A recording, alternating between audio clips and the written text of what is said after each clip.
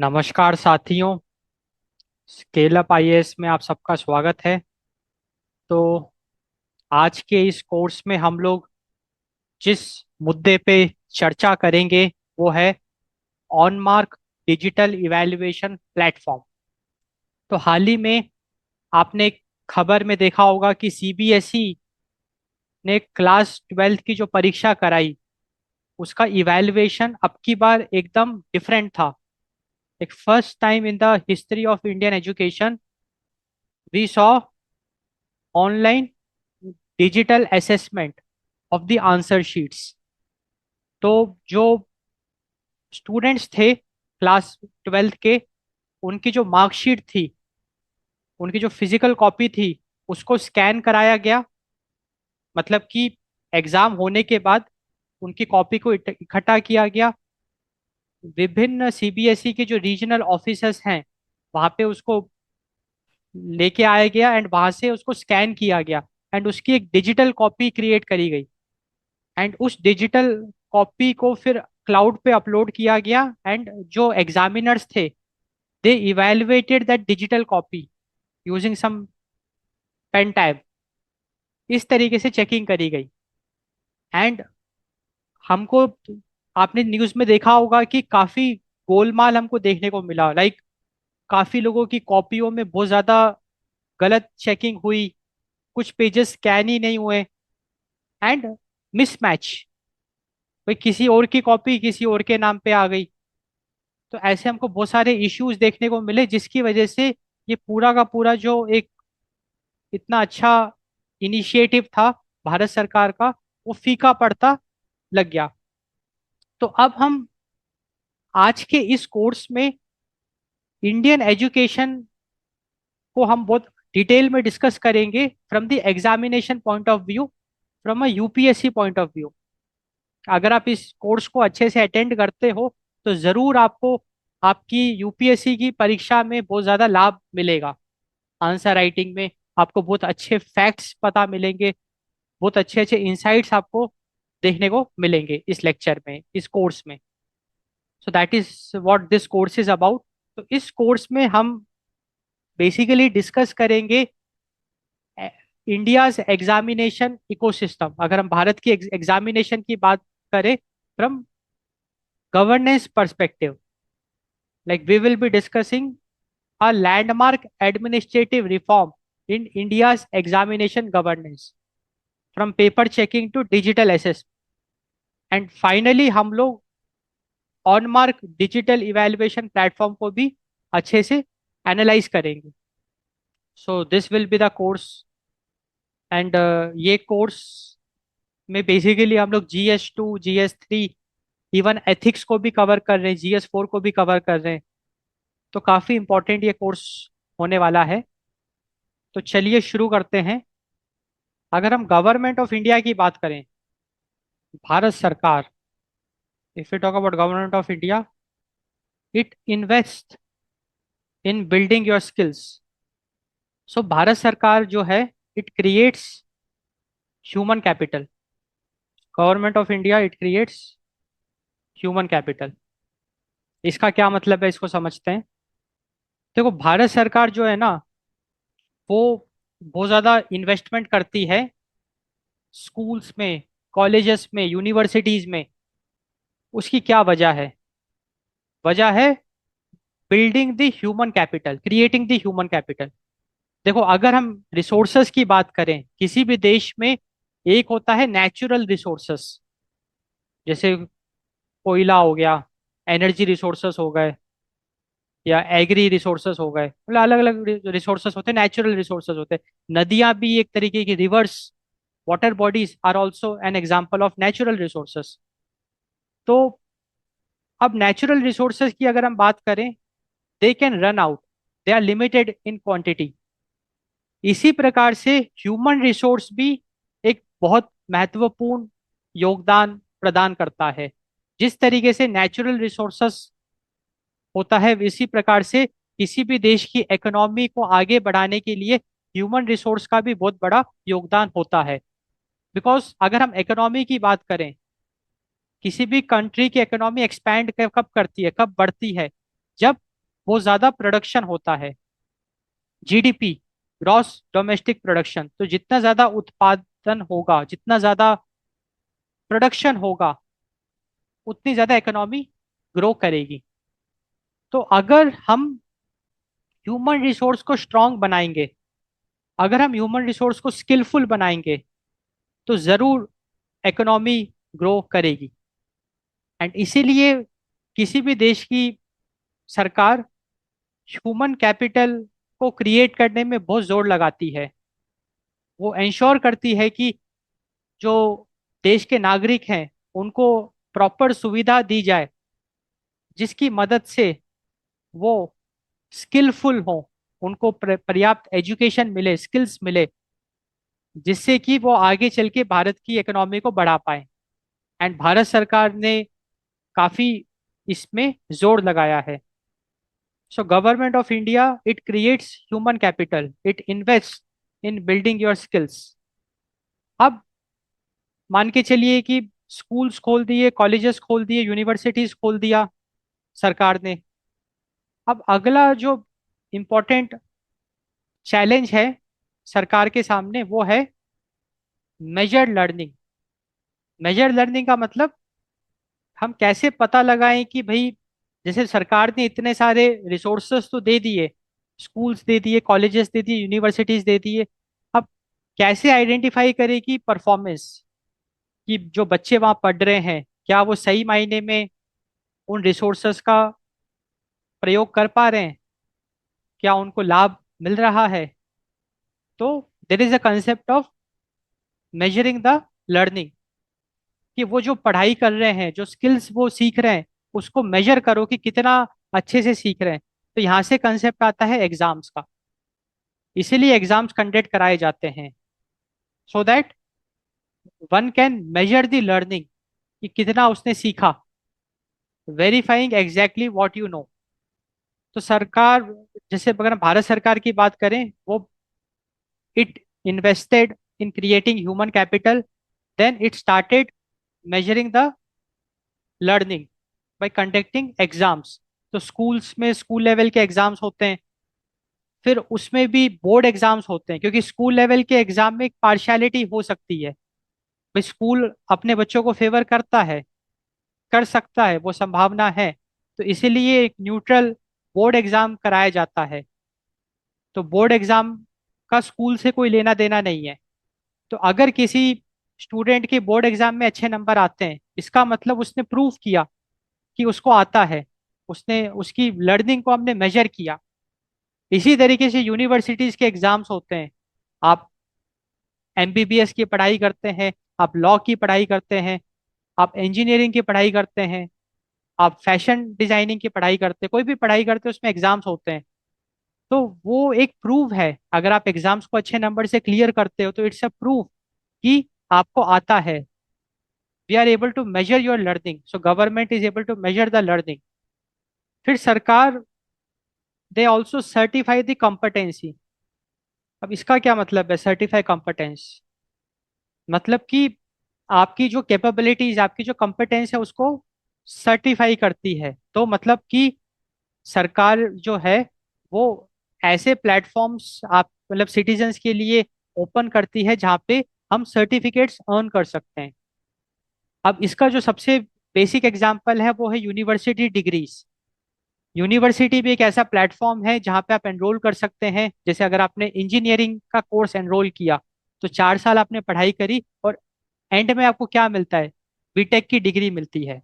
तो वो एक सर्टिफिकेशन आपको मिलता है, वो आपकी कैपेबिलिटीज को सर्टिफाई करता है कि हाँ भाई, आपने 4 साल पढ़ाई करी, इतने एग्जाम्स आपने पास किए, ये आपका एग्रीगेट स्कोर है। एंड ये एक प्रूफ है, ना केवल भारत के लिए पर पूरे वर्ल्ड के लिए, क्योंकि वो आपका जो डिग्री है वो पूरे वर्ल्ड में एप्लीकेबल है। तो यूनिवर्सिटी डिग्रीज हो गए, या फिर स्पेशल टेक्निकल सर्टिफिकेशंस हो गया, जैसे नैपटेल का कोर्सेस हो गए, उसमें आपको सर्टिफिकेट्स मिलते हैं। बहुत सारे अभी प्लेटफॉर्म है, स्वयं प्लेटफॉर्म है। अब लीगल बार एग्जाम्स के भी सर्टिफिकेशंस होते हैं। तो कॉम्पिटेंस को सर्टिफाई करने के लिए सर्टिफिकेशंस इशू किए जाते हैं भारत में, डिग्रीज इशू करी जाती है। तो तो examination is different from certification. Examination का काम क्या क्या है? आपकी लर्निंग को मेजर करना। और अगर आपने बहुत सारे डायमेंशंस में अपने आप को प्रूव किया तो आपको एक सर्टिफिकेट दिया जाता है, आपको एक डिग्री दी जाती है विच गारंटीज योर स्किल। फिर अगला जो बहुत इंपॉर्टेंट चैलेंज है भारत सरकार के सामने वो है एंश्योर मेरिटोक्रेसी। इसका क्या मतलब है? इसका मतलब ये है कि भारत सरकार को हर एक सिटीजन ऑफ इंडिया को इक्वल अपॉर्चुनिटी देने का लाइक प्रोविजन, वो मतलब it takes care, like government of India takes care that every citizen of India should get equal opportunity. अब अगर हम बात करें आईआईटीज की, तो भारत में सीट्स लिमिटेड है। मान के चलिए कि 15,000 सीट्स हैं फॉर एग्जाम्पल। तो अब कितने लोग एडमिशन लेना चाहते हैं? लाखों लोग। लाखों लोग एडमिशन लेना चाहते हैं, सीट है 15,000। तो गवर्नमेंट ऑफ इंडिया इंश्योर्स, जो हमारा सिस्टम है एजुकेशन सिस्टम, इट इंश्योर्स कि सबको इक्वल पार्टिसिपेशन मिले, मतलब सबको बराबरी का मौका मिले to fight for that seat. इसमें ऐसा ना हो कि जो पैसे वाला है या जो किसी मिनिस्टर का बेटा है, या मान के चलो कि बहुत हाईली इन्फ्लुएंस किसी जज का बेटा है, तो वो कुछ फेवर उसको मिल जाए। भारत इंडियन एजुकेशन में ऐसा नहीं है। आप अगर आपको सिविल सर्वेंट बनना है, आपको आईएएस ऑफिसर बनना है, तो बहुत लिमिटेड सीट्स हैं। हर साल 900 से 1,000, मतलब बहुत लिमिटेड ओपनिंग्स निकलती है। तो जब आपकी टॉप रैंक आएगी तभी आपको भर्ती मिलेगी। ऐसा नहीं हो सकता कि आपके पिताजी अगर आईएएस ऑफिसर है तो आपको एक फेवर मिलेगा। तो इंडियन एजुकेशन सिस्टम में ऐसा नहीं है। So this ensures meritocracy. तो भारत के एजुकेशन सिस्टम की एक खासियत ये है कि every citizen of India gets an equal opportunity to compete for that seat, for that position. So that is ensuring meritocracy. And अगला है एलोकेट अपॉर्चुनिटीज। तो बेसिकली हर एक सिटीजन ऑफ इंडिया के पास एक इक्वल राइट है। एंड इंडियन एजुकेशन सिस्टम कुछ ऐसा बना हुआ है कि जो भी अपॉर्चुनिटीज है उसको इक्वली डिस्ट्रीब्यूट किया गया है। इसमें रिजर्वेशन सिस्टम जरूर पिक्चर में आता है, बट वो भी एक सिस्टम बनाया गया है, एक सिस्टम बनाया गया है, एक रूल्स है, प्रोटोकॉल फॉलो किया जाता है एंड अपॉर्चुनिटीज को एलोकेट किया जाता है। लाइक लेट अस सपोज एक high rank like IAS officer की भर्ती होनी है, तो कैसे होगी? तो उसमें उसका पूरा एक सिस्टम है और सबको इक्वल अपॉर्चुनिटी दी जाती है। अगर कोई जनरल कैटेगरी का स्टूडेंट है, अगर उसने 12th पास कर लिया तो वो एग्जाम में बैठ सकता है। एंड एग्जाम का प्रोसीजर भी बहुत ट्रांसपेरेंट है। तो एग्जामिनेशन, तो ट्रांसपेरेंसी का यहाँ पे कॉन्सेप्ट आता है। Transparent competitive selection algorithms, dedicated portals which enshores that सबको इक्वल अपॉर्चुनिटी मिली जा रही है एंड वो अपॉर्चुनिटीज एलोकेट भी हो रही है। तो हमने एक ढांचा देखा। तो अगर हम एजुकेशन सिस्टम की बात करें, एजुकेशन सिस्टम ऑफ इंडिया की अगर हम बात करें, तो सबसे पहले तो भारत सरकार जमकर उसमें निवेश करती है। The the reason is that education किसी भी देश की इकोनॉमी के लिए एजुकेशन बहुत ज्यादा इंपॉर्टेंट है। एजुकेशन सेक्टर बहुत ज्यादा इंपॉर्टेंट है क्योंकि एजुकेशन सेक्टर ह्यूमन कैपिटल को क्रिएट करता है। और ह्यूमन कैपिटल आप खुद ही इमेजिन करो कितना पावरफुल रिसोर्स हो सकता है। अगर ह्यूमन रिसोर्स को सही से हम केटर करें तो कितना ज्यादा वो पावरफुल हो सकता है। तो भारत सरकार जमकर निवेश करती है to create human capital. And also अगर हम एजुकेशन सिस्टम ऑफ इंडिया की बात करें, there is a provision of measuring the learning through exams, either university level exams और स्कूल्स में अगर हम बात करें तो board exams. Different different exams होते हैं, नेशनल लेवल कॉम्पिटिटिव एग्जाम्स होते हैं।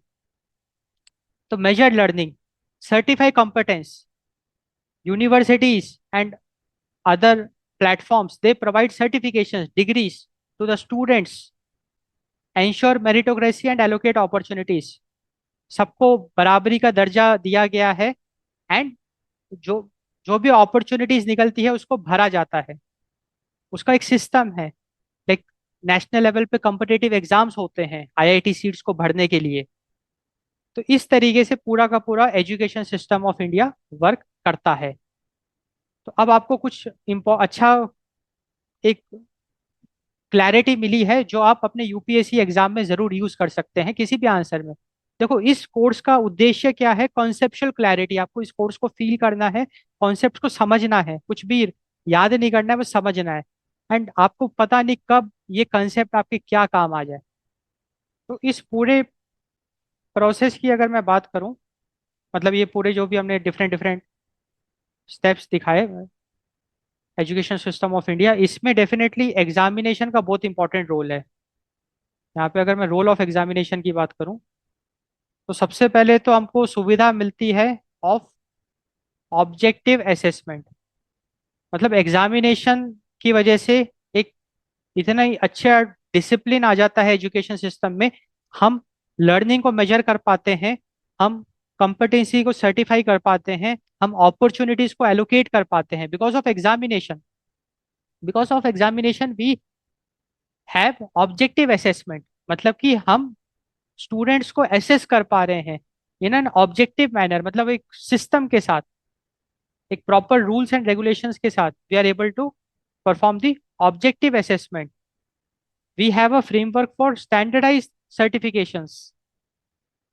सर्टिफिकेशन, जहाँ पे हम लोग डिग्रीज बांट रहे हैं।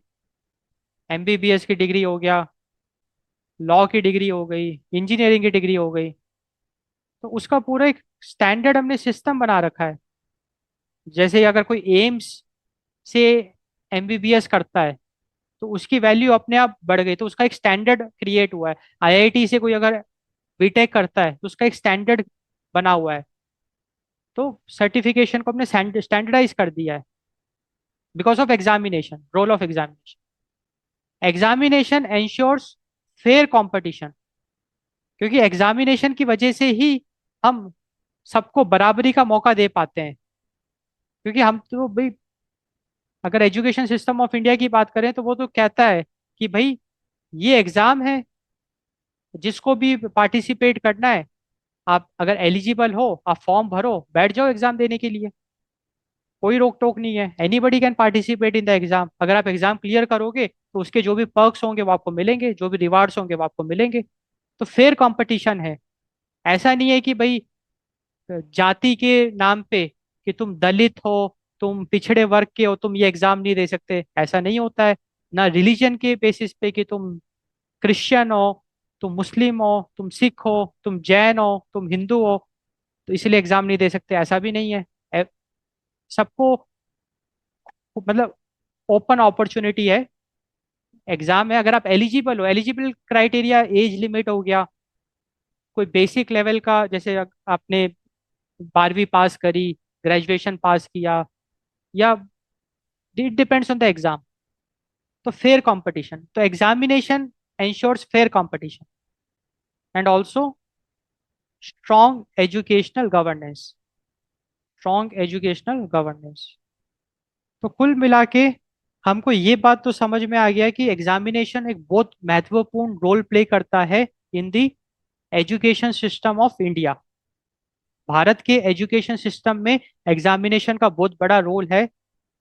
Objective assessment, standardize certification, fair competition, strong education governance.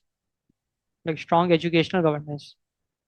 Strong educational governance का मतलब, बिकॉज ऑफ एग्जामिनेशन गवर्नमेंट्स को भी एक फ्लेक्सिबिलिटी मिल जाती है। जैसे कि अगर कोई एग्जामिनेशन में बहुत अच्छा परफॉर्म करता है तो उसको स्कॉलरशिप दे दिया, तो जो राइट टैलेंट है उसको आइडेंटिफाई हम लोग कर पाते हैं एंड उसको हम उस हिसाब से रिवार्ड्स दे पाते हैं। तो examination plays a role in creating the human capital. And किसी भी सरकार के लिए जो सबसे बड़ा अपॉर्चुनिटी है वो है ह्यूमन कैपिटल। तो भारत सरकार के, क्योंकि देखो भारत सरकार का एक टारगेट है कि हमको $10 ट्रिलियन की जीडीपी बनानी है, $7 ट्रिलियन की जीडीपी बनानी है। तो वो टारगेट अचीव करने के लिए बहुत ज़्यादा जोर लगा रही है सरकार। एंड ह्यूमन कैपिटल एक बहुत बड़ा अपॉर्चुनिटी है, and examination plays a very important role in this. तो हम ये कह सकते हैं इतने डिस्कशन के बाद कि जो एग्जामिनेशन है, it is a governance tool. Examination जो है वो एक गवर्नेंस टूल है। तो examination is not just an academic exercise, not just an academic exercise, but a governance tool. अब अगर हम किसी भी लाइक एग्जामिनेशन की बात करें, तो एग्जामिनेशन में जो सबसे इंपॉर्टेंट रोल प्ले करता है वो है trust. Trust in the examination. So trust is the foundation of any exam. देखो, बात ऐसी है ना कि हमको एग्जामिनेशन का रोल तो समझ में आ गया, हमको एग्जामिनेशन पे भरोसा है, इसीलिए सिस्टम चल रहा है। लाइक अगर हम डॉक्टर की बात करें, हमको इंडियन एजुकेशन सिस्टम पे भरोसा है। सबसे पहले नीट एग्जाम, जो कि इनिशियल लेवल पे सीट्स एलोकेट करता है, तो हमको उस एग्जामिनेशन पे भरोसा है कि ठीक है, वहाँ पे एक फेयर कंपटीशन है, एंड जो राइट टैलेंट है वो एब्जॉर्व हो रहा है, और वो सीट्स एलोकेट हो रही है। एंड फिर आगे चल के जब यूनिवर्सिटी लेवल पे मेडिकल कॉलेजेस में जो एग्जाम होते हैं, उस पे हमको भरोसा है कि वहाँ पे कोई चीटिंग नहीं हो रही है, वहाँ पे कोई धांधली नहीं हो रही है, सो दैट जो टैलेंट है, जो जो ह्यूमन रिसोर्स है, जो सही में काबिल है, उसको उस हिसाब से मार्क्स मिल रहे हैं, so that at the end of the day जो फाइनल स्कोर कार्ड निकल के आ रहा है, we can rely on that, and उसी के बेसिस पे तो प्लेसमेंट्स होंगे। अब जैसे किसी ने डॉक्टर की पढ़ाई करी, अब उसके मार्कशीट के, उसके परफॉर्मेंस के हिसाब से, उसके एकेडमिक परफॉर्मेंस के हिसाब से ही उसको हॉस्पिटल में भर्ती मिलेगी। एक बहुत बड़ा हॉस्पिटल है, मान के चलिए प्राइवेट हॉस्पिटल। अब अगर वहां पे कोई मुन्ना भाई आ गया, मतलब मैं एक आपको सिनेरियो बता रहा हूँ, ट्रस्ट का इंपॉर्टेंस हम डिस्कस कर रहे हैं कि कितना इंपॉर्टेंट है, कि मान के चलिए कि एग्जामिनेशन सिस्टम में कोई लूप होल है, जिसकी वजह से नीट लेवल में कोई मुन्ना भाई घुस गया, और उसने यूनिवर्सिटी लेवल में भी कुछ धांधली कर दी, पैसे खिला दिया, कुछ भी किया, मतलब एक लूप होल है सिस्टम में। एंड उसका एकेडमिक परफॉर्मेंस तो क्या है, कुछ रहा है, बट इन रियलिटी वो उतना केपेबल नहीं है। कल को अगर वो किसी बड़े हॉस्पिटल में सर्जन बन गया, या एक डॉक्टर भी बन गया, बेसिक फिजिशियन भी अगर बन गया, तो भी कितना खतरनाक साबित हो सकता है। इसी प्रकार से इंजीनियर, अगर एक लेस केपेबल इंजीनियर को एक बड़ी अपॉर्चुनिटी मिल गई, जहाँ पे वो कुछ बड़ा कंस्ट्रक्शन प्रोजेक्ट हैंडल कर रहा है, तो वो तो उसकी वाट लगा देगा। तो अभी हम लोग एग्जामिनेशन पे भरोसा कर रहे हैं, मतलब ये पूरा का पूरा जो सिस्टम है हमारा, वो एग्जामिनेशन पे टिका हुआ है। So trust is the foundation. तो trust is the foundation of any exam, क्योंकि हमको भरोसा है कि अच्छा, ये इंजीनियर हैं, इन्होंने आईआईटी कानपुर से कंप्यूटर साइंस से बीटेक किया है, तो हम आईआईटी कानपुर कंप्यूटर साइंस का नाम सुनते ही सामने वाले को समझ जाते हैं कि कितना टैलेंटेड वो होगा। That's a trust. क्योंकि ट्रस्ट इस लेवल पे होता है कि फिर हमको फर्दर उसको टेस्ट करने की जरूरत ही नहीं है, क्योंकि उसने ऑलरेडी प्रूव किया है अपनी जर्नी में। तो अगर ये ट्रस्ट हिल गया, अगर एग्जामिनेशन प्रोसेस पे सवाल उठने शुरू हो गए, तो आप समझिए कि पूरा का पूरा भारत का एजुकेशन सिस्टम हिल जाएगा। और वही हमको पिछले कुछ सालों में देखने को मिल रहा है, क्योंकि ये जो भी हम कोर्स अभी कर रहे हैं, हम इसको करंट अफेयर्स के साथ भी रिलेट कर रहे हैं, क्योंकि हम भारत का ही कॉन्टेक्स्ट डिस्कस कर रहे हैं। आपने हाल ही में कुछ वर्षों में देखा होगा, नीट एग्जाम में धांधली हमको देखने को मिली, सुप्रीम कोर्ट तक ये मुद्दा गया। ये मुद्दा इतना गरमाया कि सुप्रीम कोर्ट में भी इस पे डिस्कशंस हुए। अगर कोई मुद्दा सुप्रीम कोर्ट में जा रहा है, तो पक्की बात है उस मुद्दे में कोई वजन है, वो सीरियस मैटर है। तो नीट एग्जाम में पेपर लीक का बहुत एक गंभीर मुद्दा हमको देखने को मिला। उसी दौरान कुछ ये भी देखने को मिला कि mains, JEE mains, advance IIT का जो एग्जाम होता है, उसमें भी कुछ सरकारी एग्जाम्स में हमको बहुत न्यूज़ में देखने को मिलता है। अब फिर से नीट एग्जाम देखने को मिला, और वेरी रिसेंटली बोर्ड एग्जाम का भी हमको देखने को मिला कि बोर्ड एग्जाम में भी जो इवैल्यूएशन था उसमें कुछ मिसमैच हमको देखने को मिला। तो कुल मिला के ये जो एजुकेशन सिस्टम है, which is the foundation of our Indian education system, examination which is the foundation of Indian education, वो हिल रहा है। उस उससे लोगों का भरोसा डगमगा रहा है। एंड ये एक बहुत ही गंभीर विषय है हमारे लिए, हमारे सामने, भारत के लिए, as a country, as a whole. And हमको इसको बहुत सीरियसली लेना होगा, एंड रिफॉर्म्स लाने की जरूरत है। भारत सरकार ने एजुकेशन रिफॉर्म वो लेके आई है, लाइक NEP, हम आपने देखा ना, लाइक एजुकेशन पॉलिसीज हमको देखने को मिला, न्यू एजुकेशन पॉलिसीज वगैरह। अब हमको एग्जामिनेशन में भी रिफॉर्म्स लाने की आवश्यकता है, जहाँ पे कि एग्जामिनेशन का सिग्निफिकेंस तो हमको क्लियर है। अब उसको कराने का तरीका हमको हो सकता है इनोवेट करना पड़ेगा, इसमें ब्रेनस्टॉर्मिंग करने की आवश्यकता है। बट मौजूदा हालात में जिस तरीके से पेपर लीक हो रहे हैं, टेलीग्राम में पूरा का पूरा क्वेश्चन पेपर मिल जा रहा है। आप इमेजिन करो कि 2 घंटे बाद आपका एग्जाम है, या कल आपका एग्जाम है, और आज दोपहर को आपको पूरा एग्जैक्ट डिटो क्वेश्चन पेपर दे दिया जाए, तो कितना बड़ा ये एक डिजास्टर है। तो ऐसी चीजें हमको देखने को मिली। Trust is a very important factor. अब हम डिस्कस करते हैं governance challenge to conduct any exam. क्योंकि देखो, अब हमको एग्जामिनेशन का इंपॉर्टेंस तो समझ में आया। अब एग्जामिनेशन को कंडक्ट कराता को कौन है? अगर हम एग्जामिनेशन की बात करें, तो नेशनल लेवल के जो एग्जाम्स होते हैं वो कराता है सेंट्रल गवर्नमेंट। लाइक उसके लिए बॉडीज है, लाइक नेशनल टेस्टिंग एजेंसीज है। तो वो एक सेंट्रल गवर्नमेंट की बॉडी है, नेशनल टेस्टिंग एजेंसी, वो बहुत सारे एग्जाम्स कराती है। इसके अलावा भी और भी बॉडीज हैं, वो एग्जाम्स कराती है। CBSE एक बॉडी है जो कि 10वीं और 12वीं की बोर्ड की परीक्षा कराती है। तो we have different bodies who are responsible of conducting examination. University level पे यूनिवर्सिटीज एग्जाम्स कराती है। तो now we will discuss the governance challenge in front of those bodies in conducting exams. So what are the governance challenge? देखो, basically किसी भी बड़े level का जो एग्जाम है, नेशनल लेवल का एग्जाम है, उ- उसमें मिलियंस ऑफ स्टूडेंट्स या lakhs of students they participate.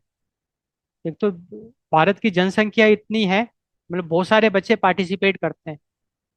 And also lakhs of students मतलब lakhs of answer sheets, thousands of examination centres, and thousands of evaluators जो कॉपीज चेक करते हैं। तो हमने देखा कि किसी भी एग्जाम को कराने में कितना ज़्यादा चैलेंजेस हैं। अब डेफिनेटली यूनिवर्सिटी लेवल एग्जाम में ये नंबर्स कम हो जाएंगे, हो सकता है स्टूडेंट्स की संख्या कम हो जाए, बट स्टिल ये सारे एस्पेक्ट्स हमको देखने होंगे। तो किसी भी एग्जाम को अगर कराना है, तो number of students for participating, उनकी आंसर शीट्स होंगी, उसको मैनेज करना, स्टूडेंट्स मैनेज करना, आंसर शीट मैनेज करना, देन पूरे एग्जामिनेशन के इकोसिस्टम को मैनेज करना, from centres, invigilators, proper rooms allocate करना, स्केड्यूल बनाना, है ना, पूरा मैनेज करना, फिर इवैल्यूएशन को मैनेज करना, रिजल्ट। तो फॉर्म को ओपन करने से लेके रिजल्ट पब्लिश करने तक का ये पूरा सफर है एग्जामिनेशन का। और जैसे रिजल्ट हो गया उसके बाद एडमिशन, वो आप कह सकते हैं कि वो एक अलग फेज हो गया। उसका एग्जामिनेशन को उससे कोई लेना देना नहीं, क्योंकि एग्जामिनेशन में एक बार मेरिट आ गई किसी की, तो उसको एडमिशन मिलेगा, फिर वो एक अलग प्रोसीजर फॉलो करेगा।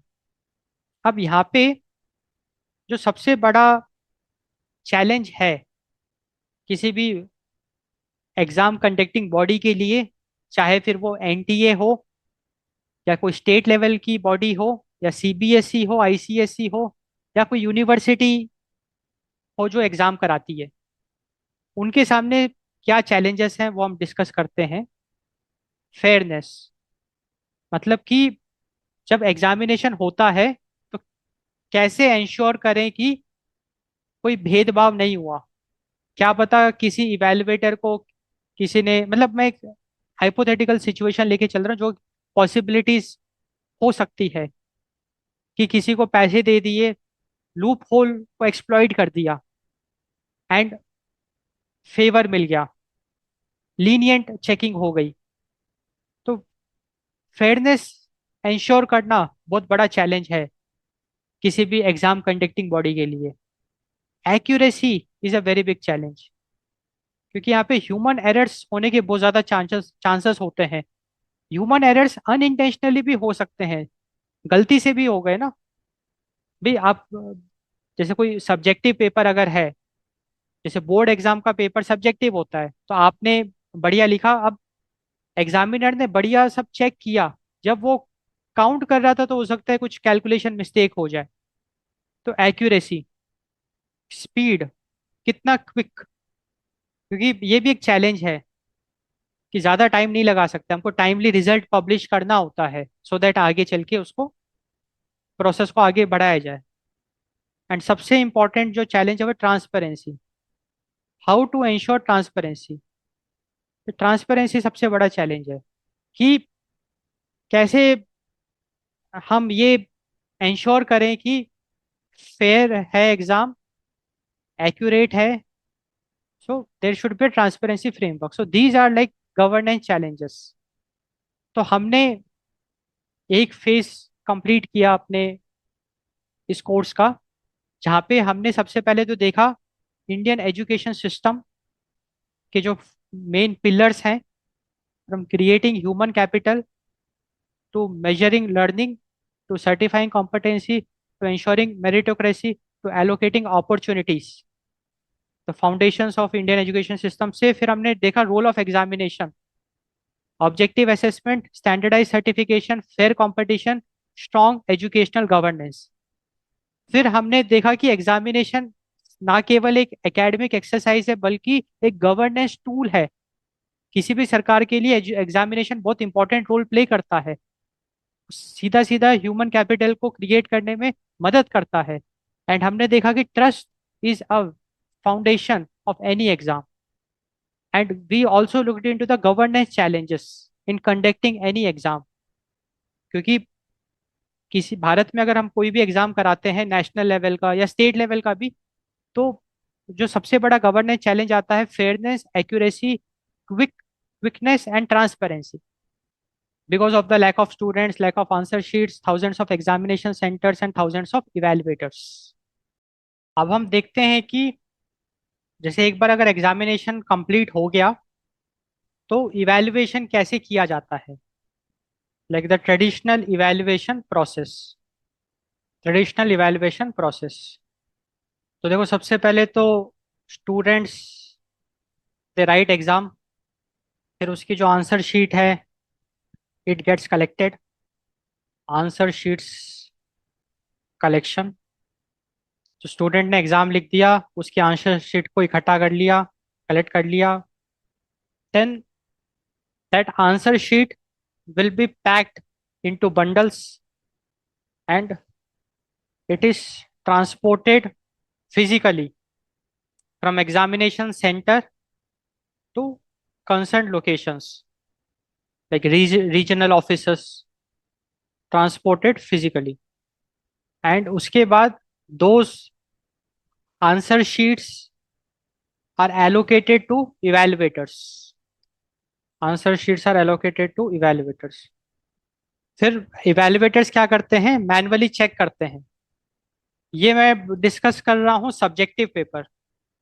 ऑब्जेक्टिव पेपर में डेफिनेटली ओएमआर शीट्स हैं, तो थोड़ा सा इवेल्युएशन प्रोसेस इजी हो जाता है, बट वहाँ पे भी ज़्यादातर स्टेप सेम है। वहाँ पे भी ओएमआर शीट्स इकट्ठी करी जाती है, उसको बंडल्स में पैक किया जाता है, ट्रांसपोर्ट किया जाता है, फिर वहाँ पे स्कैन किया जाता है, rather देन इवेल्युएटिंग।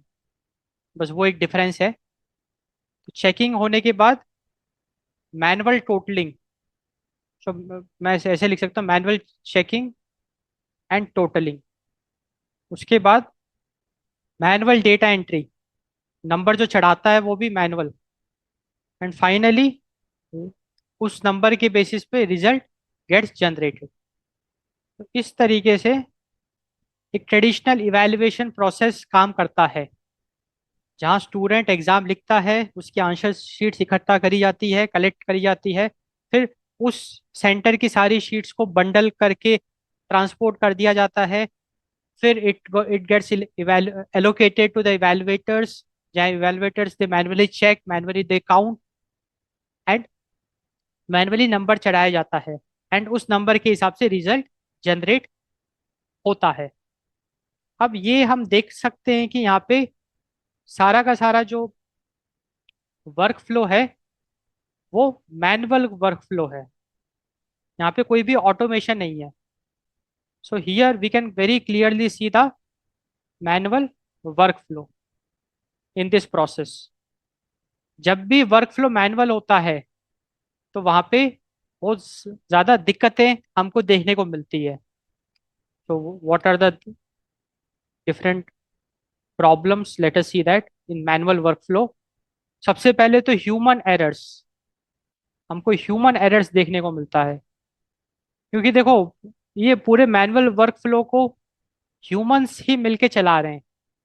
अब बंडलिंग में कोई गलती हो गई, आंसर शीट इकट्ठा करने में कोई गलती हो गई, ट्रांसपोर्टेशन के दौरान कोई बंडल इधर का उधर हो गया, एलोकेशन टू इवेलुएटर में कोई गलती हो गई, मतलब किसी भी स्टेप में गलती हो सकती है, ह्यूमन एरर्स हो सकता है, उसका स्कोप है, उसको हम डिनाई नहीं कर सकते। तो ह्यूमन एरर्स की अगर हम बात करें, एग्जांपल्स की, एडिशन मिस्टेक्स, मतलब टोटलिंग में गलती हो गई, पोस्टिंग मिस्टेक्स, डेटा एंट्री में गलती हो गई, किसी का नंबर किसी को चढ़ा दिया।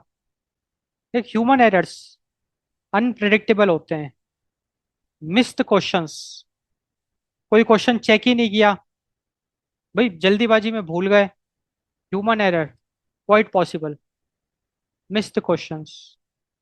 एंड इसको आप यूपीएससी के पॉइंट ऑफ व्यू से भी देख सकते हो कि यूपीएससी का जब आप एग्जाम दोगे तो उसमें भी सेम प्रोसेस फॉलो होता है। एंड ये सारी चीजें हो सकती है, human errors, missed pages. Question छोड़िए, हो सकता है कि पूरा का पूरा पेज ही मिस हो गया हो, चेक ही नहीं हुआ, quite possible, human errors, manual workflow. अब दूसरी जो प्रॉब्लम है वो है एडमिनिस्ट्रेटिव प्रॉब्लम, क्योंकि एडमिनिस्टर करना बहुत चैलेंजिंग है। Now let us see what are the problems we have, administrative problems. सबसे पहले तो ट्रांसपोर्टेशन कॉस्ट, क्योंकि जो कॉपीज है दे आर ट्रांसपोर्टेड फिजिकली, तो transportation cost is a challenge. Security risk, भाई हाईजैक कर लिया, टैंपर कर दिया। स्टोरेज बहुत बड़ा चैलेंज है, भाई जहाँ पेपर रखे वहाँ आग लग गई, वहाँ वाटर लीक हो गया, कुछ भी हो सकता है, storage is a challenge. So these are administrative problems, manual workflow जो है इसमें। तीसरा जो महत्वपूर्ण डायमेंशन है दैट इज टाइम प्रॉब्लम्स, क्योंकि मैनुअल वर्कफ्लो हमेशा टाइम टेकिंग होता है। टाइम प्रॉब्लम्स जैसे कि slow evaluation and delayed results, slow evaluation and delayed results. And जो फोर्थ डायमेंशन है of problems with the manual workflow is the transparency issues. Transparency issues जैसे कि limited audit trial, मतलब manual workflow में transparency बहुत limited है।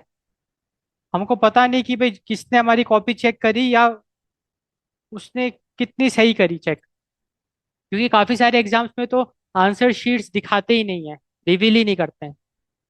Audit trial करने का स्कोप काफी कम रह जाता है। And monitoring is also very difficult. We just have to rely, we just have to rely on the evaluator तो the future is in the hands of the evaluator. ये एक scenario यहाँ पे हमको देखने को मिल रहा है। सो limited audit trial and difficult monitoring, this is the problem with the manual work flow and very big problem it is. अब अगर हम प्रॉब्लम्स को डिस्कस करें फ्रॉम गवर्नेंस पर्सपेक्टिव से डिस्कस करते हैं प्रॉब्लम्स को। तो गवर्नेंस पर्सपेक्टिव से अगर हम इन प्रॉब्लम्स को देखें तो we can see the problem with the efficiency, like high cost and high time consumption. Efficiency की अगर हम बात करें तो मतलब गवर्नेंस पर्सपेक्टिव से अगर हम बात करें तो एफिशिएंसी में कमी है। एक तो हाई कॉस्ट है और हाई टाइम कंजम्पशन है। तो गवर्नेंस पर्सपेक्टिव से जो सेकंड प्रॉब्लम आपको देखने को मिलेगी वो है अकाउंटेबिलिटी। अगर कुछ गड़बड़ हो जाती है तो हम अकाउंटेबल इतनी इजीली किसी को नहीं कर सकते। Like difficult monitoring, because of the difficult monitoring of the evaluation process, accountability is at stake. अगला जो गवर्नेंस पर्सपेक्टिव से जो प्रॉब्लम है that is transparency. Transparency is a very big governance challenge, क्योंकि there is a very limited traceability. And finally जो अगला governance challenge है that is the quality. तो गवर्नेंस पर्सपेक्टिव से जो चैलेंज है दैट इज क्वालिटी, बिकॉज ये एक मैनुअल वर्क फ्लो है। So human inconsistencies they do appear, humans they make errors, and because of human inconsistencies the quality is getting compromised. Because of the human inconsistency the quality is getting compromised. So from governance perspective we saw the problem with the traditional evaluation process: efficiency, accountability, transparency and quality. तो हमने traditional evaluation process को देखा कि कैसे होता है, and उसकी problems को हमने अच्छे से समझा, और हमको समझ में आया, फील आया कि गंभीर समस्या है, गंभीर मामला है। क्योंकि आज भी यही सिस्टम चल रहा है भारत के एजुकेशन सिस्टम में। जो एग्जामिनेशन है उसका इवैल्यूएशन प्रोसेस, इट फॉलोज मोर और less the same pattern, and since it's a manual work flow it has got lots of drawbacks, challenges. So what is the way forward? अब हम way forward discuss करते हैं कि भाई समस्या तो हमने देख ली, अब इसका समाधान। Let us discuss the way forward. तो वे फॉरवर्ड की अगर हम बात करें तो जो पहला वे फॉरवर्ड है दैट इज डिजिटल गवर्नेंस। तो digital governance is the way forward. अब ये डिजिटल गवर्नेंस क्या है इसको समझते हैं, what is the meaning of it. तो डिजिटल गवर्नेंस का मतलब होता है use of information and communication technology to improve governance processes. तो एक तरीके से टेक्नोलॉजी का यूज करना, इंफॉर्मेशन एंड कम्युनिकेशन टेक्नोलॉजी का यूज करना to improve governance processes, that is digital governance. लिख देता हूं आपके रेफरेंस के लिए: use of information and communication technology to improve governance processes, that is digital governance. तो देखो, अगर हम भारत सरकार की बात करें, लाइक जब से मोदी सरकार आई है पिक्चर में 2013 के बाद, हमको डिजिटल गवर्नेंस में एक क्रांति देखने को मिला। लाइक कुछ मैं एग्जांपल्स आपके सामने रखता हूँ। हमारे हमने डिजी लॉकर देखा जो कि डॉक्यूमेंट्स को मैनेज करता है। We have DigiLocker, GST आ गया, ये सब डिजिटल गवर्नेंस के एग्जांपल्स हैं। लाइक जीएसटीएन जो कि डिजिटल फ्रेमवर्क है, उसका यूज करके हम टैक्स को मैनेज कर रहे हैं, टैक्स को गवर्न कर रहे हैं। डिजी लॉकर का यूज करके हम पूरे डॉक्यूमेंट्स को मैनेज कर रहे हैं। यूपीआई से हम पूरा पेमेंट को मैनेज कर रहे हैं। कोरोना के टाइम में आपने कोविन देखा था, जिससे कि हम हेल्थ केयर को मैनेज कर रहे थे। फास्ट टैग से हम ये जो भी टोल वगैरह है, टोल टैक्स या जो भी वो देना होता है, वो सब हम टैग वो कर रहे हैं, गवर्न। और एजुकेशन सेक्टर में अभी भारत ने एक बहुत बड़ा एक्सपेरिमेंट किया है, उसको हम डिस्कस करेंगे, ऑन मार्क। एंड ये कोर्स ज़्यादातर उसी पे डेडिकेटेड है। तो ये भी एक डिजिटल गवर्नेंस का एग्जाम्पल है। तो हमने देखा कि ट्रेडिशनल इवैल्यूएशन प्रोसेस जो है वो मैनुअल है, तो उसका वे फॉरवर्ड है डिजिटल गवर्नेंस, मतलब कि टेक्नोलॉजी का यूज करना, इंफॉर्मेशन एंड कम्युनिकेशन टेक्नोलॉजी का जब हम यूज करते हैं तो ज्यादातर प्रोसेसेस को हम ऑटोमेट कर देते हैं। हम मैनुअल वर्क फ्लो को ऑटोमेट कर देते हैं। ऑटोमेट करने से क्या होगा, ह्यूमन एरर एलिमिनेट हो जाएगा। ये जो भी एडमिनिस्ट्रेटिव प्रॉब्लम्स आ रही थी वो रिजॉल्व हो जाएगी। तो डिजिटल गवर्नेंस का मतलब आपको समझ में आ गया, use of information and communication technology to improve governance processes. Example की अगर हम बात करें तो रिसेंट ईयर्स में DigiLocker, GSTN, UPI, CoWIN, FASTag, OnMark, these are some examples of digital governance. अब डिजिटल गवर्नेंस के साथ साथ हमको एडमिनिस्ट्रेटिव रिफॉर्म भी करने की आवश्यकता है। अब एडमिनिस्ट्रेटिव रिफॉर्म का मतलब क्या होता है वो समझते हैं। सो एडमिनिस्ट्रेटिव रिफॉर्म का मतलब होता है planned change in government processes, planned change in government processes to improve performance. तो जो भी गवर्नमेंट के एग्जिस्टिंग प्रोसेसेस हैं उसमें अगर हम चेंजेस करें with the objective of improving the performance, then that is the administrative reform. अभी मोदी सरकार में जैसे अभी कोविड के बाद संजीव सान्याल, जो कि इकोनॉमिक एडवाइजर भी हैं प्राइम मिनिस्टर के, he is carrying out lots of administrative reforms. आप न्यूज़ वगैरह में देखते होंगे। तो सरकार कंटिन्यूअसली एडमिनिस्ट्रेटिव रिफॉर्म्स कर रही है जहाँ पे कि planned change in government processes to improve the performance. अब एडमिनिस्ट्रेटिव रिफॉर्म्स की अगर हम बात करें तो बेसिकली 4 टाइप्स हैं। अगर हम टाइप्स की बात करें, एडमिनिस्ट्रेटिव रिफॉर्म आपका स्ट्रक्चरल हो सकता है। स्ट्रक्चरल रिफॉर्म, स्ट्रक्चरल रिफॉर्म मतलब कि पूरा ढांचा ही बदल दिया, पूरा फ्रेमवर्क बदल दिया, मतलब प्रोसेसेस को 360 डिग्री चेंज कर दिया, वो तो स्ट्रक्चरल रिफॉर्म। एक होता है प्रोसीजरल रिफॉर्म, जहाँ पे सिर्फ प्रोसीजर्स को अपडेट किया गया, कोर फाउंडेशंस आपके वही रहेंगे, जस्ट प्रोसीजर्स को अपडेट किया गया, that is a procedural reform.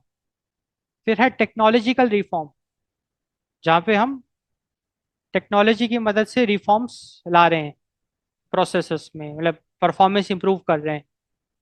And behavioural reform, behavioural reform, तो this is the administrative reform. तो हमने ये देखा कि जो traditional evaluation process which is manual work flow which has got so many shortcomings, उसका सोल्यूशन क्या है। एक तो डिजिटल गवर्नेंस, हमको टेक्नोलॉजी यूज करना ही पड़ेगा। एंड ऑल्सो एडमिनिस्ट्रेटिव रिफॉर्म, जहाँ पे कुछ प्रोसेस को हो सकता है हमको चेंज करना पड़े, सो दैट हम ये जो भी शॉर्टकमिंग्स हैं उससे छुटकारा पा सकें। So digital governance and administrative reforms is the way forward to deal with the traditional, to deal with the problems of the traditional evaluation process। तो अब अगर हम लाइक इंडियन एजुकेशन मिनिस्ट्री की बात करें तो उन्होंने एक बहुत बड़ा कदम उठाया। एक हमको रिफॉर्म देखने को मिला जहाँ पे कि they introduce a digital evaluation platform.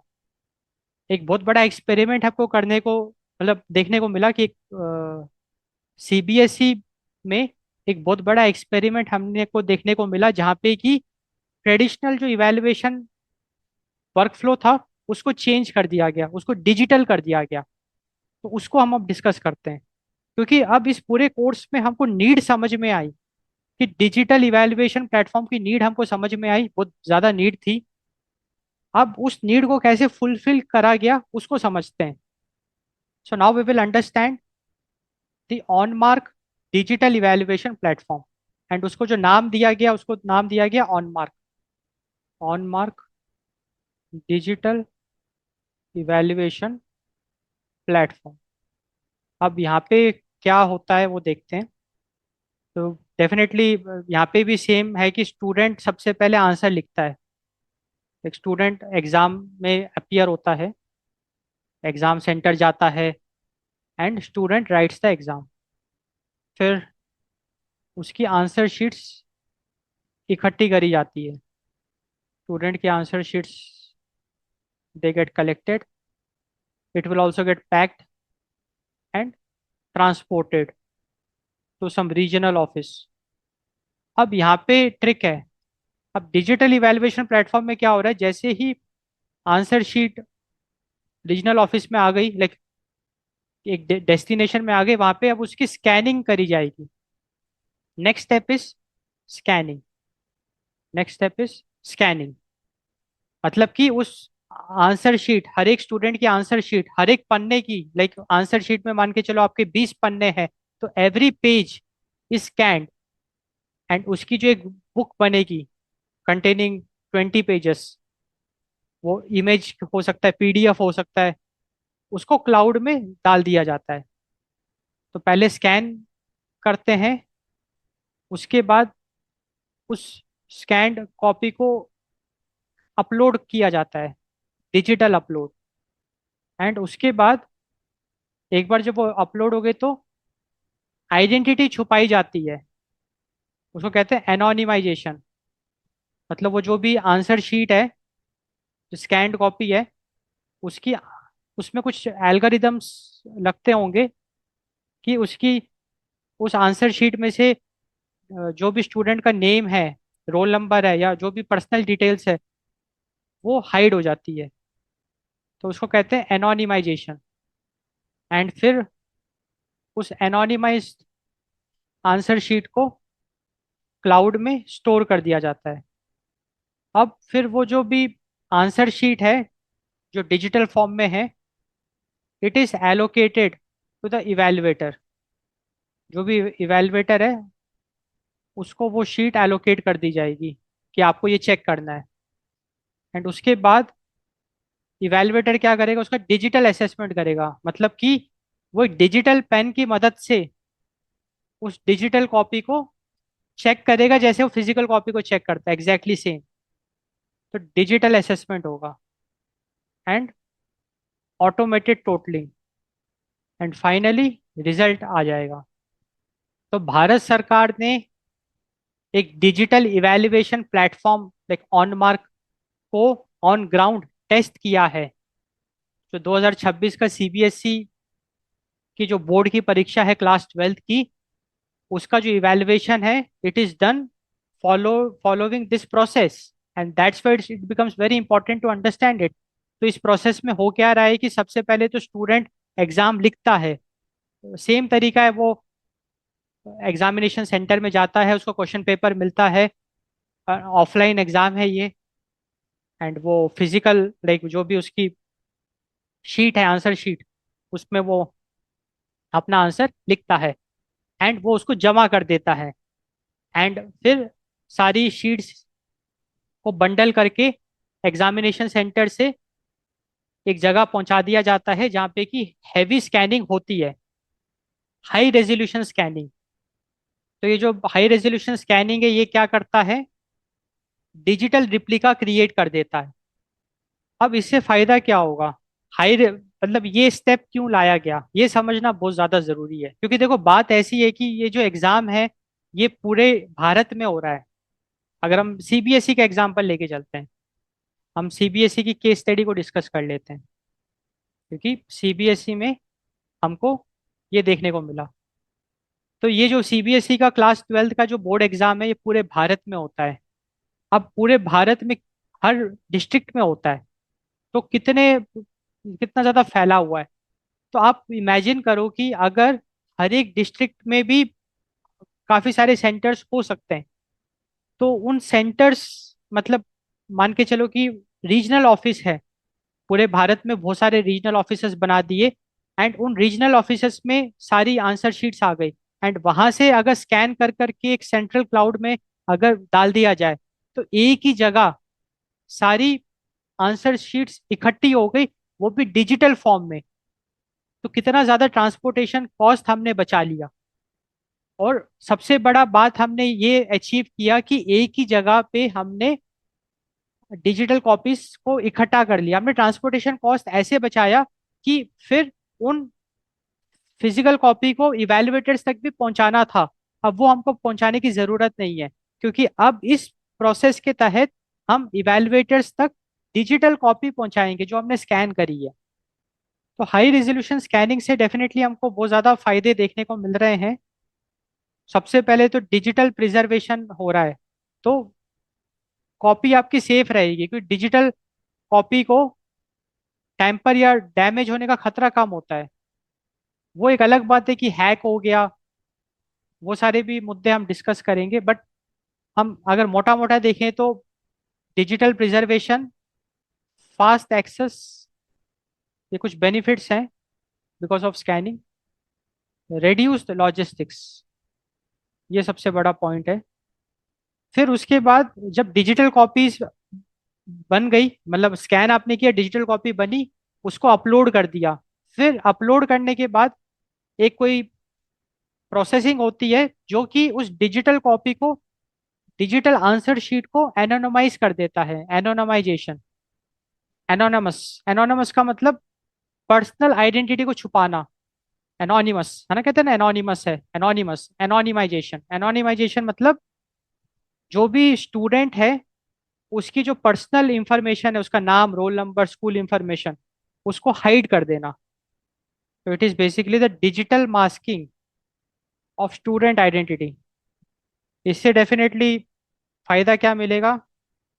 Fairness, क्योंकि एनोनिमस जब होगा, क्योंकि जो इवेलुएटर होगा जब वो आंसर शीट चेक करेगा, उसको कभी पता ही नहीं लग पाएगा कि किसकी वो आंसर शीट है, क्योंकि उस आंसर शीट में ना तो स्टूडेंट का नाम होगा, ना उसका रोल नंबर होगा, ना ही उसकी स्कूल की इंफॉर्मेशन होगी। इससे हमको बहुत ज़्यादा बेनिफिट्स मिलते हैं एनोनिमाइजेशन की वजह से। क्या बेनिफिट्स मिलते हैं? Equality before law, like equal treatment, impartiality, neutrality, neutrality. तो यहाँ से हम एडवांटेजेस देख रहे हैं, benefits of this system: neutrality, impartiality, fairness. क्योंकि इवेलुएटर को कभी पता ही नहीं चल पाएगा किसकी कॉपी है, तो we will see neutral checking, impartial checking. फिर उस वो जो एनोनमाइज आंसर शीट है उसको क्लाउड में स्टोर कर दिया जाता है, एंड आगे चल के उसको इवेलुएटर तक पहुंचा दिया जाता है, इवेलुएटर एलोकेशन। अब अगर हम इवेलुएटर्स की बात करें, तो यहाँ पे एक हायरार्की बनाई गई है। तो 3 लेवल है। एक है हेड एग्जामिनर। हेड एग्जामिनर मतलब कि ये एक तरीके का हेड हो गया इस पूरे प्रोसेस का। ये जो हेड एग्जामिनर है, ही विल सुपरवाइज, उसका जो जिम्मेदारी है वो है सुपरविजन, क्वालिटी कंट्रोल। रैंडमली वो ऑडिट कर सकता है, मतलब जो किसी इवेलुएटर ने जो आंसर शीट चेक करी है उसको क्रॉस चेक कर सकता है। तो वो हो गया हेड एग्जामिनर। फिर दूसरा जो इसमें लेवल है वो है additional head examiner. Additional head examiner क्या करेगा? वो क्लस्टर ऑफ इवेलुएटर्स को मॉनिटर करेगा, एडिशनल हेड एग्जामिनर। एंड जो सबसे नीचे है वो है इवेलुएटर्स। तो यहाँ पे evaluators are like real teachers, real professors.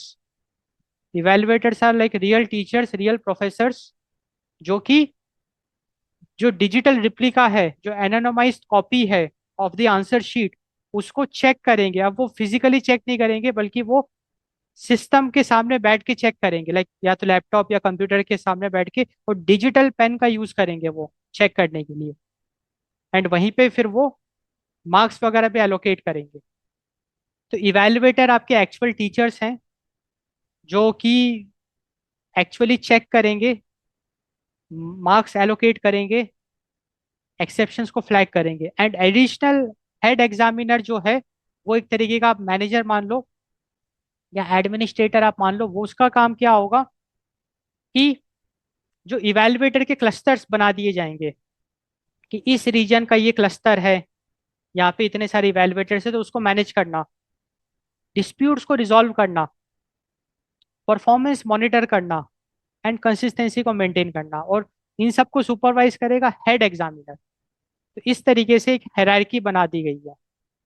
And उसके बाद इवेलुएटर क्या करेगा, जैसे उसके पास कॉपी आ गई anonymised answer sheet, evaluator will evaluate, तो डिजिटल असेसमेंट होगा एंड ऑटोमेटेड टोटलिंग। अब उसके इवेलुएशन को इजी करने के लिए side by side evaluation system भी मौजूद है। मतलब कि जब वो कॉपी चेक करेगा आंसर शीट, तो राइट साइड में एक्चुअल मास्टर आंसर शीट होगी, मतलब लेफ्ट साइड में जो स्टूडेंट की आंसर शीट होगी, एंड राइट साइड में क्वेश्चन पेपर होगा प्लस एक मास्टर कॉपी होगी, जहां से वो रेफरेंस ले सकता है कि अच्छा इस क्वेश्चन का ये करेक्ट आंसर है, स्टूडेंट ने ये आंसर दिया है, इसका ये करेक्ट आंसर है, स्टूडेंट ने ये आंसर दिया है। तो इस तरीके से side by side evaluation system होगा, जिससे कि उसकी आंसर शीट की चेकिंग इजी हो जाएगी। डिजिटल असेसमेंट में बहुत सारे अच्छे फीचर्स हैं, वो हमको डिस्कस करना जरूरी है। एक तो हमने देखा साइड बाय साइड इवेल्युएशन, एक है पेज बाय पेज एनोटेशन। तो इसको हम अच्छे से डिस्कस कर लेते हैं, इंपॉर्टेंट फीचर्स हैं। तो डिजिटल असेसमेंट में we have side by side evaluation system, जहाँ पे कि लेफ्ट साइड में स्टूडेंट की आंसर शीट होगी, राइट साइड में क्वेश्चन पेपर होगा प्लस स्टैंडर्ड आंसर भी मौजूद होगा। इससे फायदा क्या होगा, एक तो डिजिटल असेसमेंट इजी हो जाएगा, मतलब उसको थोड़ा सुविधा मिलेगी चेक करने में, and also because of the standard answers एक यूनिफॉर्मिटी, एक कंसिस्टेंसी को हम अचीव करेंगे। रूल बेस्ड एडमिनिस्ट्रेशन दूसरा जो इम्पोर्टेंट फीचर है वो है पेज बाय पेज एनोटेशन, क्योंकि ये फीचर इसलिए इंपॉर्टेंट है because these features are adding value in the process, and every value is solving a problem. We have page by page annotation। इसका मतलब ये है कि जो भी एग्जामिनर है वो चाहकर भी कोई भी पेपर स्किप नहीं कर सकता है, लाइक कोई भी पेज स्किप नहीं कर सकता है। वो डिजिटल सिस्टम स्किप करने ही नहीं देगा। लाइक लेटर सपोज वो जल्दीबाजी में है, वो उसने नेक्स्ट पेज क्लिक कर दिया, और अगर ये पेज उसने चेक नहीं किया है, उसने अपने कमेंट्स नहीं डाले हैं, उसने मार्क्स नहीं एलोकेट किए हैं, तो वो अगले पेज में जा ही नहीं सकता है। तो ये बहुत एक पावरफुल फीचर है page by page annotation system. तो हर एक पेज में उसको टिक या क्रॉस करना ही पड़ेगा, रिव्यू आइकन को भरना ही पड़ेगा हर एक क्वेश्चन के लिए, not only just page but also for question also. तो मजबूरी बन जाएगी, ह्यूमन एरर होने के चांसेस रहेंगे ही नहीं, क्योंकि अगर वो भरेगा नहीं तो आगे बढ़ेगा ही नहीं। तो भरना तो पड़ेगा ही, हर एक क्वेश्चन को चेक करना तो पड़ेगा ही, हर एक पेज को गो थ्रू करना तो पड़ेगा ही। So this is a very big value addition, page by page annotation system. And there is also a provision for step by step marking. अब जैसे मान के चलो कोई एक सब्जेक्टिव क्वेश्चन है, तो वो स्टेप बाय स्टेप मार्किंग कर सकता है, उसमें है प्रोविजन है डिजिटल असेसमेंट में, वो स्टेप बाय स्टेप मार्किंग करेगा। और ये स्टूडेंट्स के लिए बड़ी सुविधा है, क्योंकि हर स्टूडेंट की चाह होती है कि कम से कम स्टेप बाय स्टेप मार्किंग तो मिले। स्पेशली यूपीएससी जैसे एग्जाम में तो बहुत ज़्यादा हमको ज़रूरत रहती है स्टेप बाय स्टेप मार्किंग। तो स्टेप बाय स्टेप मार्किंग के भी फीचर्स यहाँ पे मौजूद हैं। तो सबसे बड़ा जो फीचर है वो है ऑटो टोटलिंग।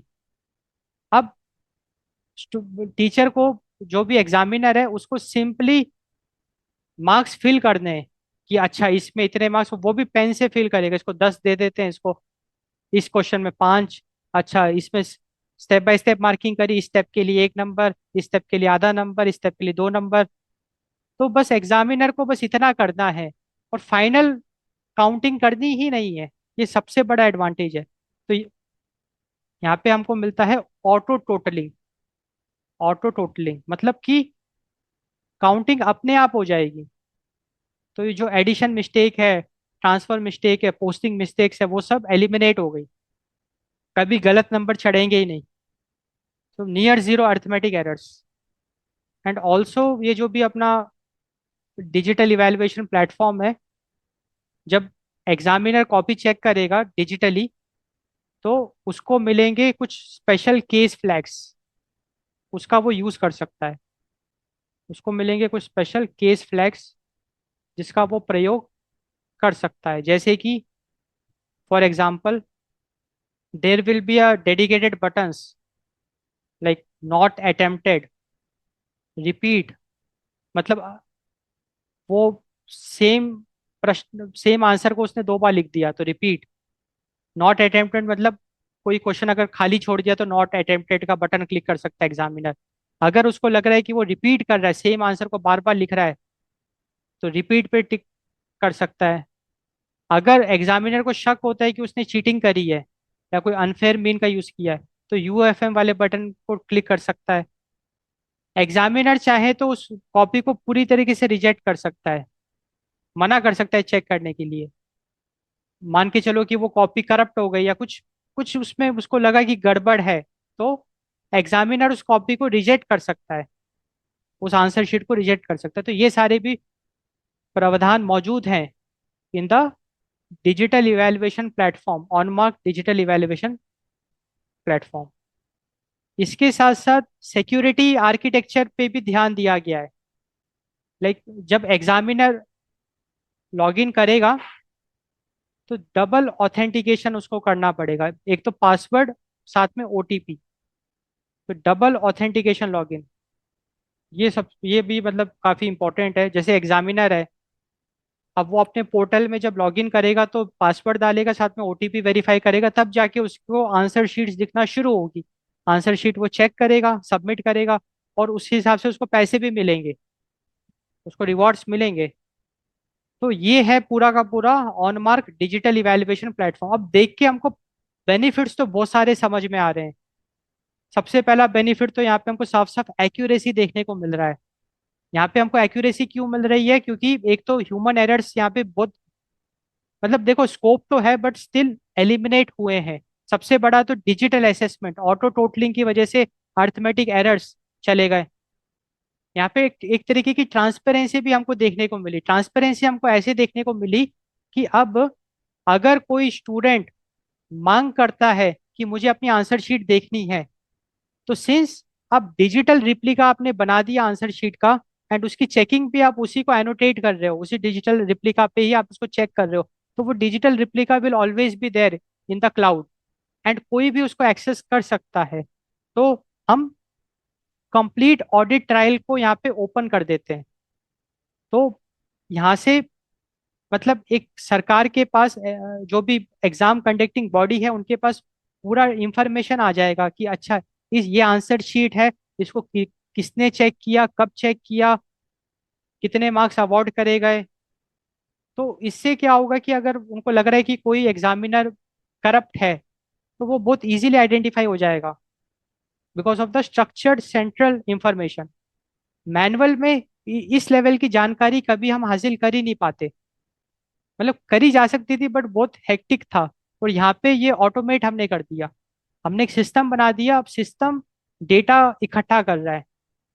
एंड एफिशिएंसी की भी हमको बेनिफिट्स देखने को मिल रहा है। एफिशिएंसी, ये जो जो भी हमारा सिस्टम है, ये एफिशिएंट है क्योंकि यहाँ पे ट्रांसपोर्टेशन को हमने बचाया, लॉजिस्टिक्स को कम किया, स्टोरेज का बर्डन नहीं है, बंडलिंग का बर्डन नहीं है। तो हम एफिशिएंसी की बात करें तो टाइम बचा रहे हैं, पैसा बचा रहे हैं, और ह्यूमन रिसोर्सेज के एफर्ट्स को बचा रहे हैं, इसलिए एफिशिएंसी हमने बढ़ाई है। और स्टैंडर्डाइजेशन किया है, मतलब यूनिफॉर्म हम स्टैंडर्ड आंसर्स भी रख रहे हैं। तो same marking scheme, same interface, same work flow, तो स्टैंडर्डाइजेशन। एंड सबसे बड़ा जो एडवांटेज है वो better monitoring. Examination conducting bodies they can monitor the evaluation quality, evaluator productivity. तो हमको बहुत सारे बेनिफिट्स मिले हैं। अब चैलेंजेस क्या हैं वो भी जानना बहुत जरूरी है। तो जो सबसे बड़ा चैलेंज देखने को मिला वो था स्कैन क्वालिटी इशू। तो स्कैनिंग में जो स्कैन क्वालिटी इशू है वो सबसे बड़ा चैलेंज था। मतलब कि आप इमेजिन करो, सीबीएसई एग्जाम में 18 से 20 लाख आंसर शीट्स हैं, और ये जो स्कैनिंग है ये तो ह्यूमंस ही कर रहे थे ना। कोई स्कैनिंग के लिए कोई मशीन, मतलब मशीन तो थी बट कोई ऑटोमेटेड प्रोसेस नहीं था कि बस आपने आंसर शीट दे दी। एक एक पेज को ह्यूमन स्कैन कर रहे थे। और आप खुद इमेजिन करो 20 लाख कॉपियों को स्कैन करना कितना एक हेक्टिक प्रोसेस है। और डेफिनेटली इतना वो हेक्टिक प्रोसेस है कि यहाँ पे गलती होनी ही होनी है। सोच के ही पता चल जाता है। जल्दी जल्दी आप स्कैन कर रहे हो, आपने पेज मिस कर दिए। स्कैन क्वालिटी, भाई आपने फोन से स्कैन कर लिया, ढंग से स्कैन नहीं किया तो ब्लर हो गया। आप इमेजिन करो कितना बड़ा ब्लंडर है ये। एक बच्चे का भविष्य टिका हुआ है, एक आंसर शीट है, आपने ढंग से स्कैन किया ही नहीं, और क्रॉस चेक करने का आपके पास टाइम नहीं है, सारा ब्लर ब्लर है। अब जब सब ब्लर ब्लर है तो एग्जामिनर कैसे इवेलुएट करेगा? हालांकि उसको रिजेक्ट करने का ऑप्शन है, वो आंसर शीट को रिजेक्ट कर सकता है, तो हो सकता है कि उसको फिर से आगे प्रोसेस करने का प्राविधान इसमें मौजूद है। बट स्टिल आप एक प्रॉब्लम समझो कि कितनी बड़ी प्रॉब्लम है स्कैन की। तो ये जो बहुत शानदार ये सिस्टम है, इसमें कोई शक नहीं है कि हमने कितने अच्छे अच्छे इसके फीचर्स देखे। डिजिटल इवैल्यूएशन प्लेटफॉर्म बहुत बड़ी प्रॉब्लम्स को सॉल्व कर रहा है। हमने बेनिफिट्स देखे, एफिशिएंसी, टाइम बचाया, पैसा बचाया, ह्यूमन एफर्ट्स बचाया। बेटर मॉनिटरिंग हमने देखा कि हम इवैल्यूएटर की प्रोडक्टिविटी चेक कर सकते हैं, इवैल्यूएशन क्वालिटी चेक कर सकते हैं। ट्रांसपेरेंसी, हमने देखा कि कैसे हम आंसर शीट स्टूडेंट्स के साथ शेयर कर सकते हैं कि आप देख लो भाई, कोई कमी हो तो बताओ। That is possible. Complete audit trial, किसने कॉपी चेक करी, कब चेक करी, कैसे चेक करी, सब कुछ क्लियर है इसमें। फुल ट्रांसपेरेंसी है, और सबसे बड़ा एक्यूरेसी। इतने सारे बेनिफिट्स है, तो शानदार सिस्टम है, उसमें कोई डाउट नहीं है। But bottle neck, scanning is a very big bottle नेक। तो स्कैनिंग पे जोर देना पड़ेगा। मतलब अब सरकार को, मतलब बहुत सहारा, मतलब एक, मतलब अगर हम as a citizen we appreciate the efforts कि सरकार ने 2 कदम आगे के सोचा, एक बहुत बड़ा कदम उठाया है। बट बॉटल नेक जो है वो है स्कैन क्वालिटी। एंड इसीलिए अब की बार सीबीएसई में आपने न्यूज में देखा होगा कि इतना बड़ा ब्लंडर हमको देखने को मिला, because of scanning is one of the very big issue. दूसरा जो सबसे बड़ा इसमें प्रॉब्लम आई वो आई आइडेंटिटी मिसमैच। आइडेंटिटी मिसमैच का मतलब ये है कि किसी की कॉपी किसी को मैप कर दी। तो एनोनिमाइजेशन अभी भी उतना सटीक नहीं है, क्योंकि आइडेंटिटी मिसमैच वाली जो प्रॉब्लम है वो एनोनिमाइजेशन वाले प्रोसेस में आई। तो यहाँ पे भी हमको प्रॉब्लम देखने को मिली, आइडेंटिटी मिसमैच।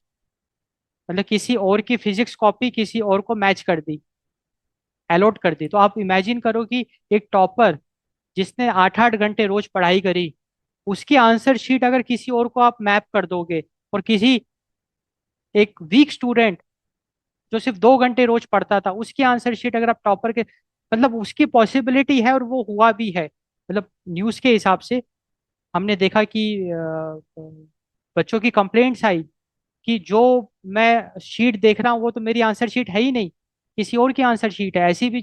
तो आइडेंटिटी मिसमैच भी एक बहुत बड़ा चैलेंज हमको देखने को मिला। इसमें सर्वर का भी इशू है, साइबर सिक्योरिटी। जब भी डिजिटल सिस्टम की बात आएगी वहां पे साइबर सिक्योरिटी का तो इशू आएगा ही आएगा।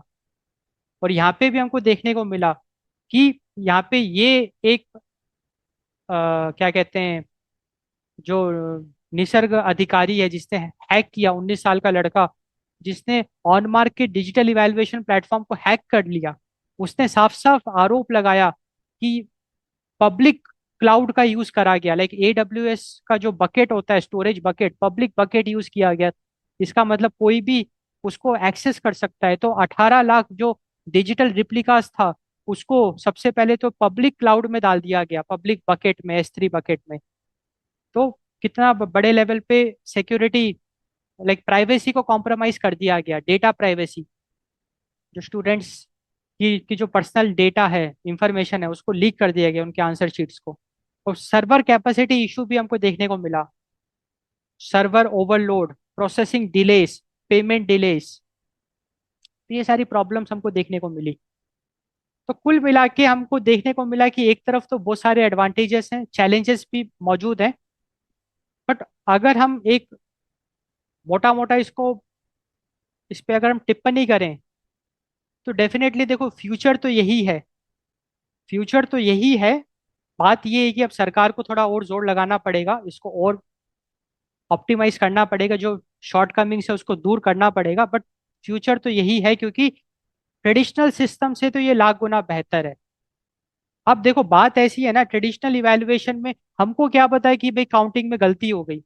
अब जैसे अपोजिशन जो है वो बहुत ज्यादा इसका अपोज कर रही है, वो उनका हक है, वो करना भी चाहिए भाई। अगर कुछ भी गलती होती है तो हमको क्रिटिसाइज करना है, that is totally correct, we support that. But traditional system से डिजिटल सिस्टम लाख गुना बेहतर है, क्योंकि कितने सारे बेनिफिट्स हमको मिल रहे हैं। जो कमियां हैं अगर हम उस पर काम कर ले जाते हैं, तो दिस इज द फ्यूचर। तो वी कैन से दैट ये जो भी on mark digital evaluation platform है, it is a technological plus procedural administrative reform. तो ये एक technological plus procedural administrative reform है जो हमको देखने को मिल रहा है। साथ में यहाँ पे डिजिटल गवर्नेंस में हमको देखने को मिल रहा है कि टेक्नोलॉजी का यूज किया गया है फॉर डिजिटल इवेल्युएशन। तो अगर हम गवर्नेंस पर्सपेक्टिव से देखें, if we look it from the perspective of the governance, तो डेफिनेटली जो डिजिटल इवेल्युएशन प्लेटफॉर्म है, वहाँ पे हमको एनहेंस्ड ट्रांसपेरेंसी देखने को मिल रहा है, एनहेंस्ड एफिशिएंसी हमको देखने को मिल रहा है, अकाउंटेबिलिटी पिक्चर में आ गया, क्योंकि अब सब कुछ ट्रैक हो रहा है। अब बहुत, क्योंकि किसने कॉपी चेक करी, कब चेक करी, तो यहाँ पे अकाउंटेबिलिटी भी पिक्चर में आ गई, क्योंकि now students can get access to the evaluated answer sheets, और अगर उनको लगता है कुछ गड़बड़ हुई है तो दे कैन रेज कंप्लेन्स। तो यहाँ पे अकाउंटेबिलिटी पिक्चर में आ गई because of digital evaluation platform, responsiveness and rule based administration. तो डिजिटल इवेल्युएशन प्लेटफॉर्म से हमने रूल बेस्ड एडमिनिस्ट्रेशन को भी अचीव किया है। तो कुल मिला के इन सब चीज़ों से अल्टीमेटली हमको क्या हासिल हुआ, सिटीजन ट्रस्ट इन एग्जामिनेशन। तो मतलब कि डिजिटल इवेल्युएशन प्लेटफॉर्म की मदद से we can achieve citizen trust. अब हम ये देखते हैं कि अब अगर आप इस पॉइंट तक आ गए हैं, तो मैं ये एज्यूम कर रहा हूँ कि आपने कोर्स को अच्छे से देखा, सीखा, काफी सारे आपको इंसाइट्स मिले, आपको क्लैरिटी मिली।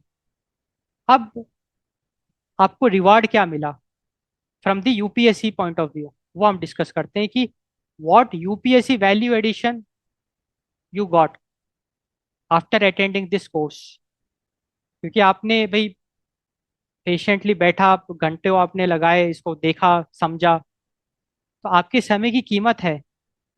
तो आपको फाइनली क्या वैल्यू एडिशन मिला आपके यूपीएससी प्रिपरेशन में, उसको देख लेते हैं कि कैसे आप इस नॉलेज को यूज कर सकते हो इन योर यूपीएससी एग्जाम। तो सबसे पहले तो अगर हम रेलेवेंस की बात करें, तो जो भी हमने डिस्कस किया है वो यूपीएससी में रेलेवेंट है। वो हमने कुछ भी ऐसा डिस्कस नहीं किया जो यूपीएससी के दायरे में नहीं आता है। तो यूपीएससी रेलेवेंस की पहले हम बात कर लेते हैं।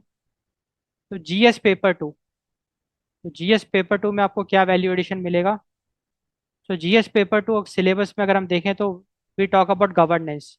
तो आपको गवर्नेंस के कुछ एस्पेक्ट्स देखने को मिले। हमने बहुत बार गवर्नेंस हमने देखा, एफिशिएंसी जो कि transparency, accountability, responsiveness, inclusiveness, reliability, fairness, rule based administration, ये सब गवर्नेंस के एस्पेक्ट्स हैं। और यहाँ पे तो हमने डिजिटल गवर्नेंस की बात कर दी, जो जो कि बहुत ही एक हैपनिंग टॉपिक है यूपीएससी एग्जाम के लिए। अब आपको पता चला कि डिजिटल गवर्नेंस होता क्या है, कम से कम ये तो पता चला टेक्नोलॉजी का यूज करना। तो governance, digital governance, education administration, आपको एजुकेशन एडमिनिस्ट्रेशन का आइडिया लगा, पूरा फ्लो आपको समझ में आया कि कैसे होता है। And service delivery reforms. So एक ये केस स्टडी है या एग्जांपल है ऑफ सर्विस डिलीवरी रिफॉर्म्स। अगर हम जीएस पेपर 3 की बात करें, तो here we are talking about digital infrastructure. हमने ऑनमार्क डिस्कस किया जो कि एक डिजिटल इंफ्रास्ट्रक्चर है, और हमने देखा कि कैसे वो वैल्यू ऐड करता है, वो इंपॉर्टेंट है, कैसे वो एक्यूरेसी बढ़ा रहा था। ट्रांसपेरेंसी, अकाउंटेबिलिटी सब पिक्चर में आ गया बिकॉज ऑफ डिजिटल इंफ्रास्ट्रक्चर। और हमने ये भी देखा कि कैसे प्राइवेसी कॉम्प्रोमाइज हो गई, लाइक पब्लिक बकेट्स यूज करे गए, S3 buckets to store the data, answer sheets, exam materials. तो डिजिटल इंफ्रास्ट्रक्चर के चैलेंजेस आपको समझ में आए। आगे हम मतलब आप जरूर इस चैनल को सब्सक्राइब करिए। हम डिजिटल सॉवरेनिटी, डेटा सॉवरेनिटी की बात करेंगे। हमारा देश सॉवरिन है, बट अगर हम डेटा की बात करें, डिजिटल सॉवरेनिटी की बात करें, तो वी आर नॉट। वो सब बहुत एक इंपॉर्टेंट थीम्स हम लोग डिस्कस करेंगे। टेक्नोलॉजी एप्लीकेशन हमने देखा इन एजुकेशन सेक्टर, और ये बहुत बड़ा एग्जाम्पल है कि सीबीएसई ने इतना बड़ा कदम उठाया। तो यूपीएससी पॉइंट ऑफ व्यू से बहुत बड़ा एग्जाम्पल है ये। हमने डेटा गवर्नेंस की बात करी एंड साइबर सिक्योरिटी। तो जीएस पेपर 3 में साइबर सिक्योरिटी बहुत एक महत्वपूर्ण कड़ी है। अगर हम एथिक्स की बात करें, एथिक्स के पेपर में, जीएस पेपर 4 में आपको क्या बेनिफिट्स, क्या वैल्यू एडिशन मिलेगा वो देख लेते हैं। ट्रांसपेरेंसी, क्योंकि कोई भी एग्जामिनेशन जितना ज़्यादा ट्रांसपेरेंट होगा उतना ज़्यादा सिटीजन का ट्रस्ट उसमें होगा। तो ट्रांसपेरेंसी एक एथिक्स का बहुत इंपॉर्टेंट टॉपिक है। Accountability, fairness and reduction of human bias. आपको ऐसे में भी वैल्यू एडिशन मिलेगा। ऐसे में क्या वैल्यू एडिशन मिलेगा देख लेते हैं। ऐसे में आप कुछ थीम्स डिस्कस कर सकते हैं, लाइक अगर आप डिजिटल इंडिया की बात करेंगे तो डेफिनेटली इस एग्जाम्पल को आप एलोबरेट कर सकते हैं।